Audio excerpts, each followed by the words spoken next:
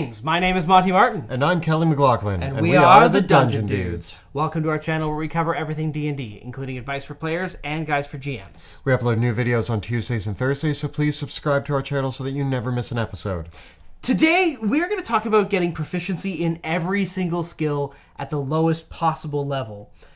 But before we talk about that, we just wanted to let you know that our Kickstarter campaign, Sebastian Crow's Guide to Drakkenheim, is now heading into its final 48 hours and is closing up this Saturday, September 17th.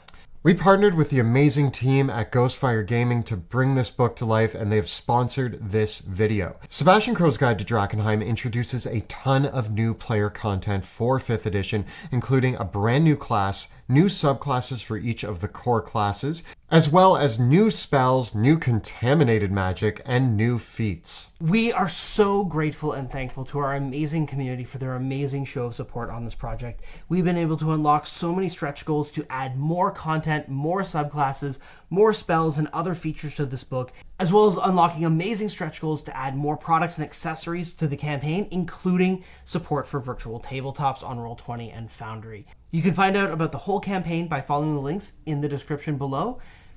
There's 48 hours left in the campaign, and thank you so much to all of you who have already shown up with your support. Now, on to this week's episode. We recently released an episode about building the absurd character, which was taking one level in every single class, which was a bit of a mess.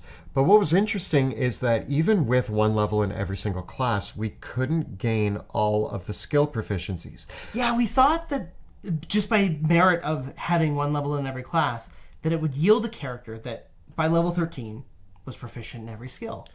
And it's interesting that we've designed characters in the past. We did a look at the Soul Knife Rogue, which almost was the best skill monkey in the game. We've talked a lot about bards being really good at skills, rogues being really good at skills.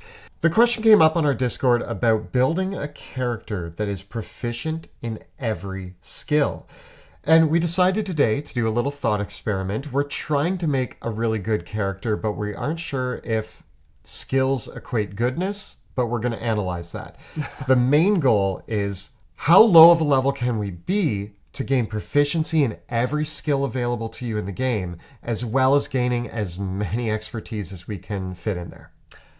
So, with that, Kelly and I set out to scour across our books to find as many class features, subclass features, ancestry traits, base class features, and feats that would give us additional skill proficiencies. And then we wanted to ponder about how we could get as many of these as early as we possibly can.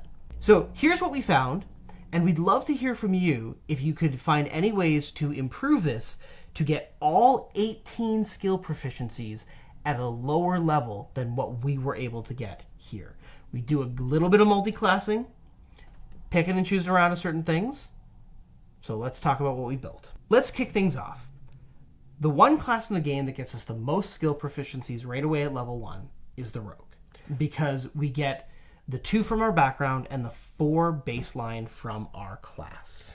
Yeah, the Bard got 3, which was the other contender here, but the Rogue gaining 4 skill proficiencies, you just can't beat that. And with that, on top of the 2 from your background, and then also we wanted to look at the ancestry that we would pick.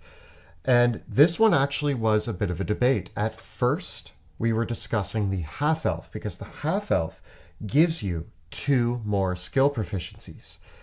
But that's before you really start to peel away the layers and realize that we still have to go with the tried and true variant human, because the variant human grants us a single skill proficiency and a feat. And there happen to be 3 really decent feats for gaining more skill proficiency, most notably skilled. A variant human who takes their 1 skill plus the skilled feat is now also gaining 4 skill proficiencies. So that means 4 plus 4 plus 2. We have 10 skill proficiencies just by Rogue, Variant Human, background. Amazing.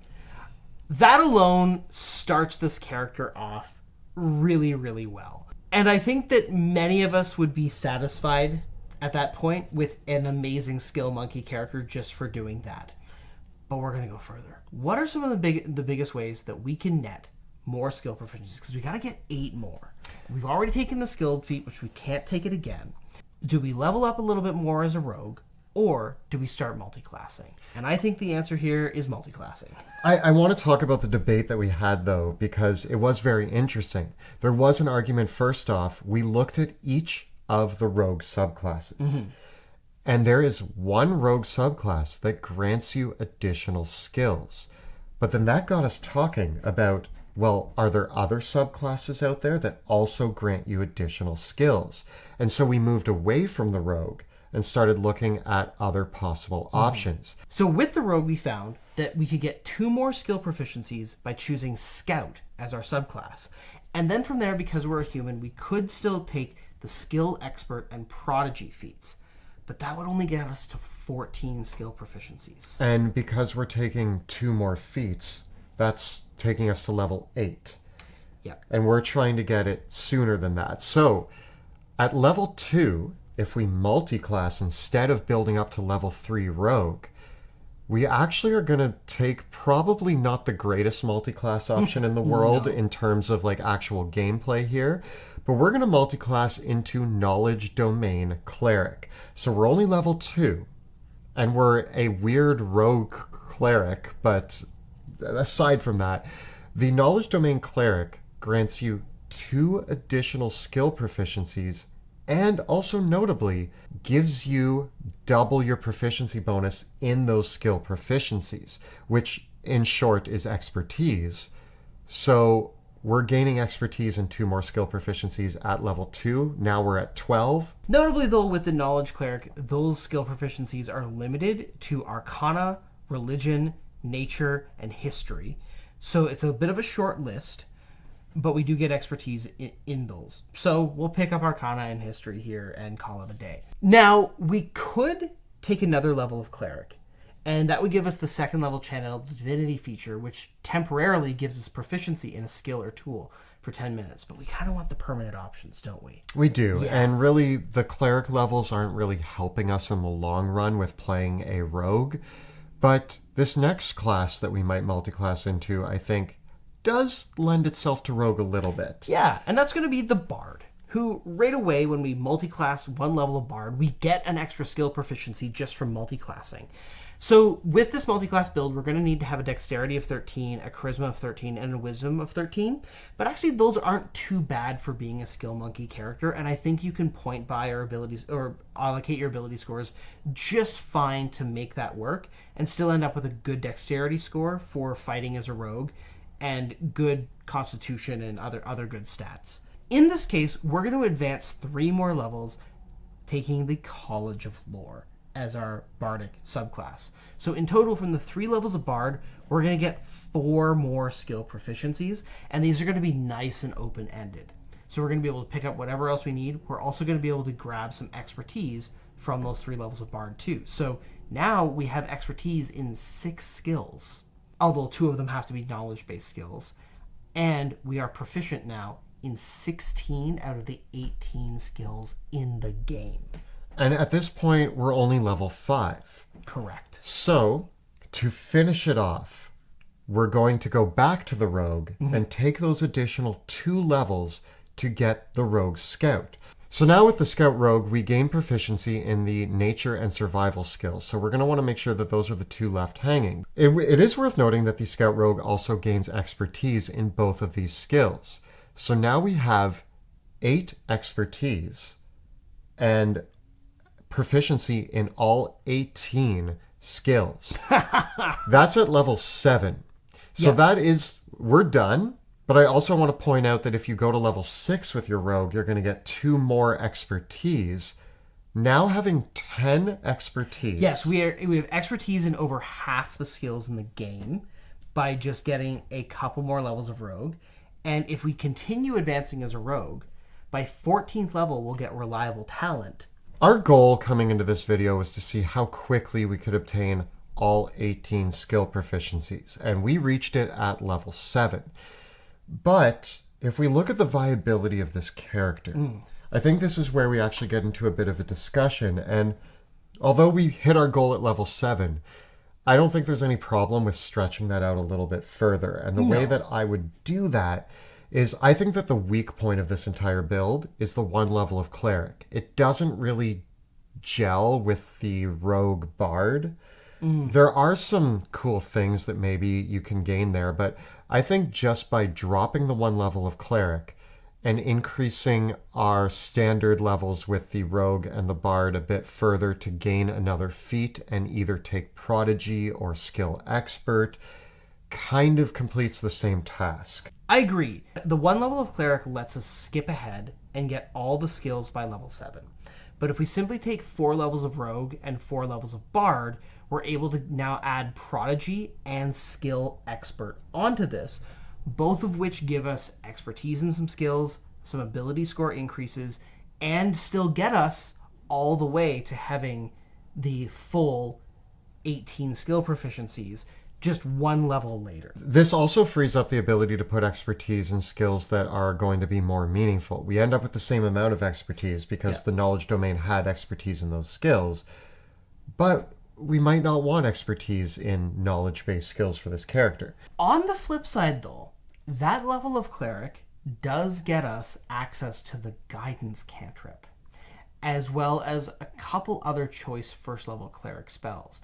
And there's something to be said with this character as a strategy of being able to cast Guidance on yourself to boost your maximum that you can roll, or Guidance does require concentration, but I could also see with this character, you've got enough levels of spell casting that you have access to the Enhance Ability spell as well. So you can cast Enhance Ability on yourself to give you advantage on whatever range of skills that you need to be using. At the same time, once I hit the reliable talent feature on my rogue, I don't care about any roll I have to make on any skill check ever again. That's true, but you now are really capable of hitting some very high numbers. Because if you consider the fact that once you have reliable talent, your proficiency modifier with this multi-class build is probably going to be around +5. So even if you have a +0, like a no ability score increase, the minimum you can roll on any skill in the game is a 20. And just being able to have Guidance on top of that, or have any sort of ability scores to that, means that you have a better chance of now hitting automatically those 25 DC ability checks. And of course, for anything that you do have good ability scores in, you can very, very reliably hit the 30s. And I think what's really interesting is looking at this character. I thought that we were going to have to do more shenanigans than we did. Really what we end up with is there's an option here to just play a Bard Rogue that is an incredible skill monkey. Now, I also was worried that there would be a detriment to other aspects of the game. But there really isn't. You're still getting all of your goodies from being a rogue, and you're getting spellcasting from being a bard. Mm-hmm. You're not losing much of anything here. You're going to be decent in combat. A scout rogue is an excellent rogue, and a lore bard is one of the best bards. Yeah. So other than the fact that maybe going straight in one of these classes would be stronger in battle, but when it comes to outside of combat and relying on your skills, you're the best in the game. Yeah, I think it does speak to just an interesting baseline of just a straight-up rogue or bard character that does take skilled, skill expert, and prodigy. You really start to see how all of these skill proficiencies really add up into something that has a lot of utility and a lot of playability. Does it have the raw combat power that we're normally looking for? No. But, man, can you really pile out a skill challenge? Depending on the campaign you find yourself in, if you're doing an investigative mystery sort of exploration campaign that's going to have a lot of social encounters and like finding clues and finding the hidden secret cult base, yeah, there's always going to be combat. But a lot of campaigns thrive on that sort of idea. Yeah. And this character could actually be your best case for a Sherlock Holmes-style investigator who's also good at canvassing the witnesses, who's also good at basically everything. They are the jack of all trades.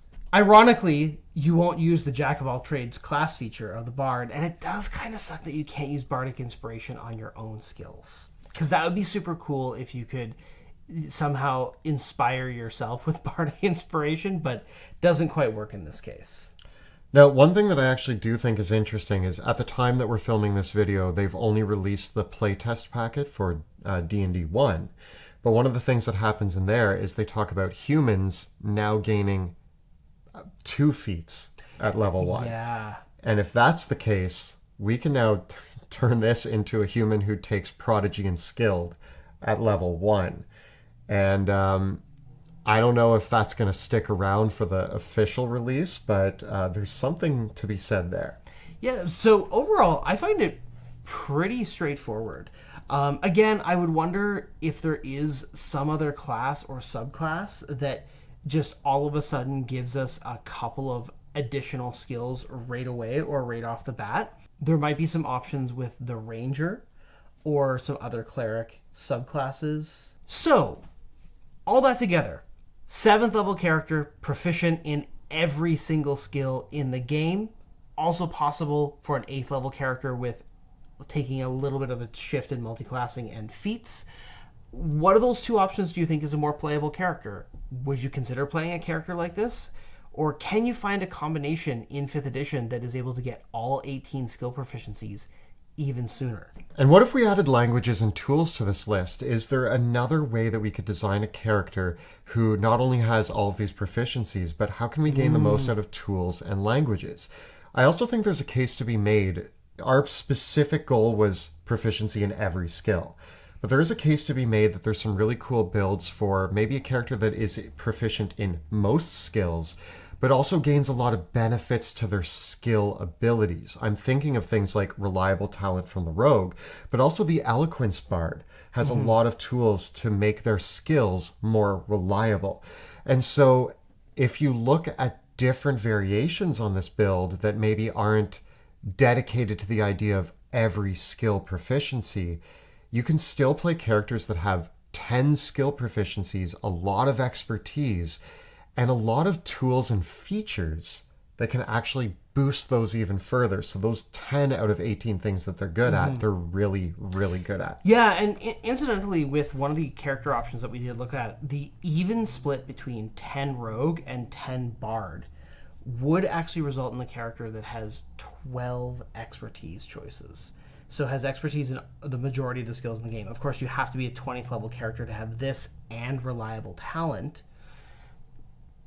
But that's a pretty interesting skill monkey character, and with a little bit of spell casting in their back pocket, you've got some utility there too to take that even better. Like, it's just kind of interesting what happens when you have all those skills. Well, you're at the point now where every time the DM asks for a skill check, you get to just look at them and be like, really? I need to jump over this fence. All right, make a DC 10, never mind. So this has been our guide on how to get proficiency in every skill in D&D 5e. If you've been able to do it in less than 7 levels, tell us about how in the comments below. The videos that we create on our channel are made possible thanks to the incredible generosity of our Patreon community. If you enjoy the work that we do here on YouTube and want to hang out with us on our Patreon-only Discord server, follow the links in the description below to find out how to join. And if you want to watch a party that isn't skilled in any way whatsoever, check out our live plays in the Worlds of Drakenheim, which airs Tuesday evenings on Twitch. You can find all the previous episodes right up over here. And we've got plenty more wacky videos about offbeat character builds in D&D 5e right up over here. Please subscribe to our channel so that you never miss an episode. Thanks so much for watching. We'll see you next time in the dungeon.